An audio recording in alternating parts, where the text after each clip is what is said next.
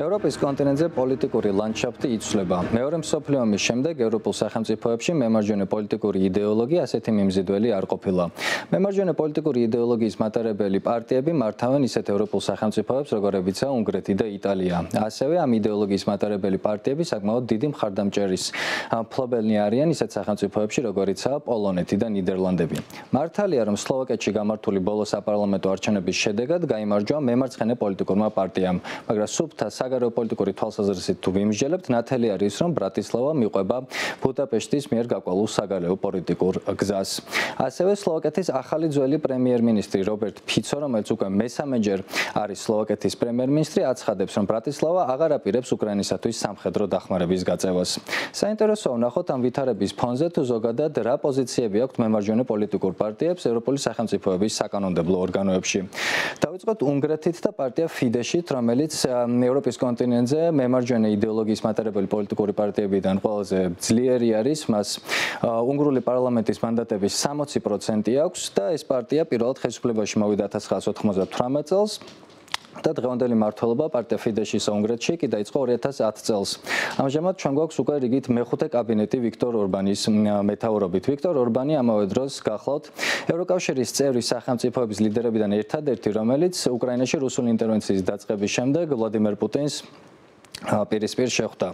ასევე ბუდაპეშტისა და სხვა უნგრული ქალაქების ქუჩებში ჩვენ შევხვდებით ბილბორდებს, რომლებზეც აღბეჭდილი არის ევროკომისიის პრეზიდენტი ურსულა ფონ დერ ლაიენი, ცნობილი მეწარმისა და ბიზნესმენის ჯორჯ სოროსის შვილთან ერთად, ალექსანდრ სოროსთან ერთად. ამ ბილბორდებზე კი ჩვენ ვკითხულობთ წარწერას, მათ დაკრულზე ჩვენ არ ვიცეკვებთ. უცნობია თუ როგორ დამთავრდება ბრუსელსა და ბუდაპეშტს შორის არსებული ეს დაპირისპირება.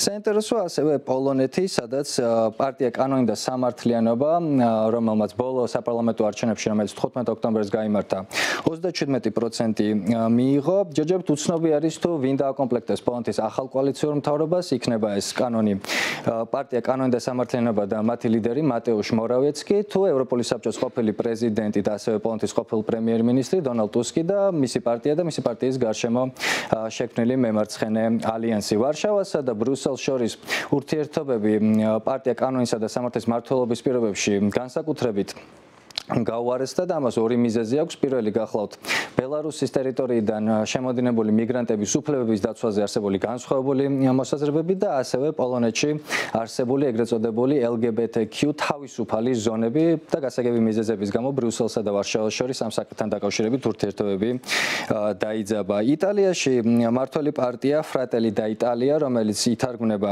იტალიის ძმებად, გახლავთ 30%-ის მფლობელი მემარჯვენე პარტია და იტალიაში ისევე როგორც პოლონეთში მემარჯვენე პოლიტიკოსებისათვის დამახასიათებელი პოპულიზმის საფუძველი გახლავთ მიგრანტების შემოდინებით გამოწვეული სოციალური გამოწვევები. ნიდერლანდებში, სადაც სულ ახლახანს ჩატარდა არჩევნები და გერტ ვილდერსის პარტიამ, რომელსაც ეწოდება თავისუფლების პარტია, მიიღო ყველასათვის მოულოდნელად 23%, მაგრამ ნაკლებად სავარაუდოა, რომ გერტ ვილდერსის პარტიამ მოახერხოს კოალიციის ფორმატში ახალი მთავრობის ჩამოყალიბება. გასული არჩევნების შედეგად ნიდერლანდებში კოალიციური მთავრობის ჩამოყალიბებას დაჭირდა დაახლოებით 299 დღე და მეტად სავარაუდო არის, რომ ამ შემთხვევაშიც კოალიციური მთავრობის ჩამოყალიბებას გარკვეული დრო დასჭირდება. ფინეთში მემარჯვენე პოლიტიკური პარტია მმართველი კოალიციის წევრი არის, მას ეწოდება ფინელთა პარტია და ის ფლობს ამომრჩეველთა 23%. ცოტათი უფრო საინტერესო ვითარება არის მეზობელ შვედეთში, სადაც მიუხედავად იმისა, რომ შვედი დემოკრატების სახელით მოქმედი მემარჯვენე იდეოლოგიის მატარებელი პარტია არ გახლავთ სამთავრობო კოალიციის წევრი, მაგრამ მიუხედავად ამისა, შვედეთის საკანონმდებლო ორგანოში, შვედურ რიგსტაგში ამ პარტიას აქვს 4 საკმაოდ მნიშვნელოვანი კომიტეტის თავმჯდომარეობა დაბევებული. ეს კომიტეტები გახლავთ საგარეო ურთიერთობათა კომიტეტი, ინდუსტრიისა და წარმოების კომიტეტები, ასევე მშრომელთა უფლებების დაცვის კომიტეტი და მართლმსაჯულების საკითხებთან დაკავშირებული კომიტეტი. ავსტრიაში თავისუფლების პარტია, რომელიც არის წამყვანი მემარჯვენე პოლიტიკური პარტია, დაახლოებით 16% ფლობს და ავსტრია გახლავთ პირველი ევროპული სახელმწიფო, სადაც მეორე მსოფლიო ომის შემდეგ მემარჯვენე იდეოლოგიის მატარებელმა პარტიებმა მიაღწიეს ხელშესახებ წარმატებას. საინტერესო ვითარება ასევე საფრანგეთშიც, სადაც მარი ლეპენის პარტია, რომელსაც ადრე ეწოდებოდა ეროვნული ფრონტი, ახლა ამ პარტიამ გადაიკეთა სახელი ეროვნულ კრებად, გახლავთ მთავარი ოპოზიციური ძალა, ისი დასტურიც გახლავთ ის, რომ მაგათად ბოლო ორი საპრეზიდენტო არჩევნები არჩევნების პირობებში მარი ლე პენი გახდათ მოქმედი პრეზიდენტის ემანუელ მაკრონის მთავარი მოწინააღმდეგე და კონკურენტი 2017 წელს გამართულ საპრეზიდენტო არჩევნებში 33% მიიღო მარი ლე პენმა, ხოლო 2022 წლის საპრეზიდენტო არჩევნებში მან მიიღო 41%. ორი საინტერესო მომენტი არის საფრანგეთში ამ თვალსაზრისით. პირველი ის, რომ 1997 წლის შემდეგ პირველად გვაქვს შემთხვევა, როდესაც მოქმედ პრეზიდენტს არ აქვს აბსოლუტური ძალაუფლება ფრანგულ საკანონმდებლო ორგანოში და მეორე მოცემულობა გახლავთ ის, რომ 2022 წელს ჩატარებული საპარლამენტო არჩევნების შედეგების თანახმად მარი ლე პენის პარტიამ საკუთარი მანდატების რაოდენობა 7-დან 99-მდე გაზარდა. ბელგიაში ყველაზე დიდი რადიკალური მემარჯვენე პოლიტიკური პარტია მოიცავს 22,000-ზე მეტ წევრს. ეს პარტია უკვე 20 წელიწადზე მეტი არსებობს და მისი სლოგანი გახლავთ ჩვენი ერი უპირველეს ყოვლისა 12%-ს ფლობს ეს ბელგიური პარტია დაახლოებით.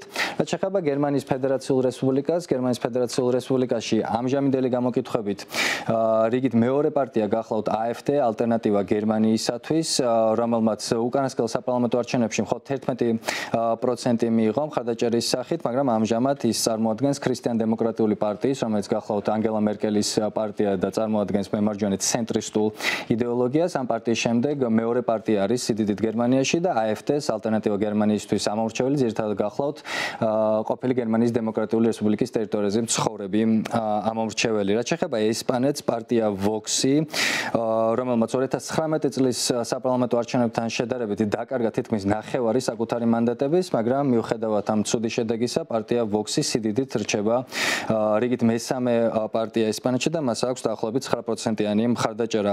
პორტუგალიასა და დანიაში ამ ეტაპისთვის მემარჯვენე პოლიტიკური იდეოლოგიას მაინც და მაინც დიდი მხარდაჭერა არ აქვს. პორტუგალიაში შესაბამისი პარტია ფლობს 5%-ს, ხოლო დანიაში შესაბამისი მემარჯვენე პოლიტიკური იდეოლოგიის მატარებელი პარტია ფლობს 4%-ს. ამ სახელმწიფოებში ამ პარტიების მხარდაჭერა არის მნიშვნელოვანი ასევე 2024 წლის ევროპარლამენტის არჩევნების თვალსაზრისით, რომელიც გაიმართება 6-დან 9 ივნისის ჩათვლით და ეს იქნება ბრექსიტის შემდეგ პირველი ევროარჩევნები.